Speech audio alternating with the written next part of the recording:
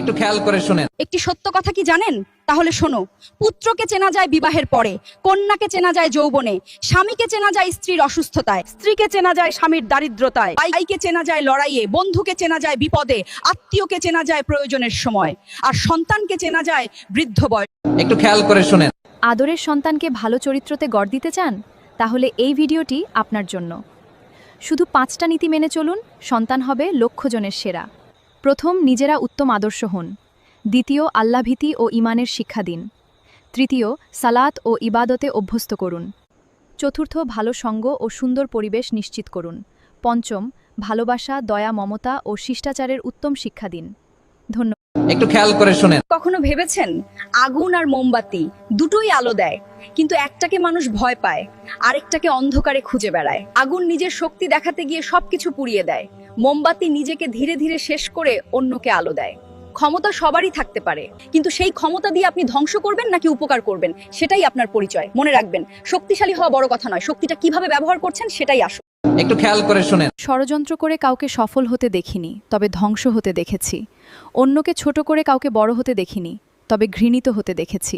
একটু খেয়াল করে শুনেন। বান্দা যদি এই দোয়া বেশি বেশি পড়ে, আল্লাহ তার মনের সকল আশা পূরণ করে। আস্তাগফিরুল্লাহ আল্লাযী লা ইলাহা ইল্লা হুয়াল হাইয়ুল কাইয়্যুম ওয়া আতুবু ইলাইহি। আমিন। একটু খেয়াল করে শুনেন। ঘর থেকে কেন বরকত দূরে চলে যায় জানেন?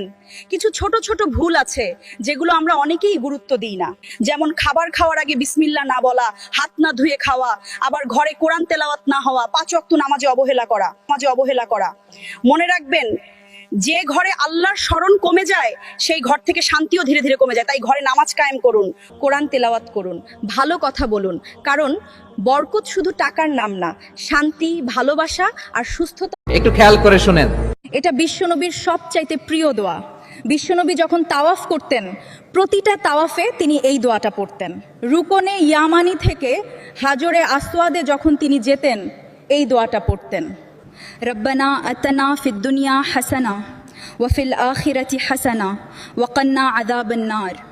অর্থাৎ, আল্লাহ দুনিয়ার কল্যাণ দাও, আখিরাতের কল্যাণ দাও। আল্লাহ জাহান্নামের আগুনের শাস্তি থেকে তুমি আমাদেরকে বাঁচাও। হজের এই মৌসুমে সবাই বেশি বেশি করে এই দোয়াটি পড়ুন। একটু খেয়াল করে শুনেন। কোন ওয়াক্তে নামাজ পড়লে জীবনে কি হয় জানেন? বাঁচতে হলে জানতে হবে। সারা দিনের জন্য মন শান্ত রেখে সৌন্দর্য বৃদ্ধি করে ফজরের নামাজ, রিজিক বাড়িয়ে কাজে বরকত নিয়ে আসে জোহরের নামাজ, দুশ্চিন্তা কমিয়ে শরীরে সুস্থতা ফেরায় আসরের নামাজ, গুনাহ মাফের দরজা খুলে দেয় মাগরিবের নামাজ, রাতে শান্তির ঘুম নিয়ে আসে এশার নামাজ। নিয়মিত কি আপনি 5 ওয়াক্ত নামাজ পড়তে পারেন? একটু খেয়াল করে শুনেন। হে পরম দয়ালু, আমাদের হৃদয়কে তোমার জিকিরে জীবিত রাখো। প্রতিটি অবস্থায় তোমার উপর ভরসা করার তৌফিক দান করো। বিপদের সময় ধৈর্য ধারণ করার শক্তি দাও। আমাদের গুনাহ থেকে বেঁচে থাকার হিদায়াত দাও। আমাদের ঈমানকে প্রতিদিন আরো মজবুত করে দাও। দুনিয়া ও আখিরাতে তোমার রহমতে আমাদের ধন্য করো। আমিন। একটু খেয়াল করে শুনেন। আমরা পেয়েছি শ্রেষ্ঠ নবী মুহাম্মদ সাল্লাল্লাহু আলাইহি ওয়াসাল্লাম। আমরা পেয়েছি শ্রেষ্ঠ কিতাব মহান আল কুরআন। আমরা পেয়েছি শ্রেষ্ঠ ধর্ম ইসলাম, শান্তি ও মুক্তির পথ। আমরা সত্যিই বড় সৌভাগ্যবান আল্লাহর এই অশেষ নেয়ামতে। আলহামদুলিল্লাহ।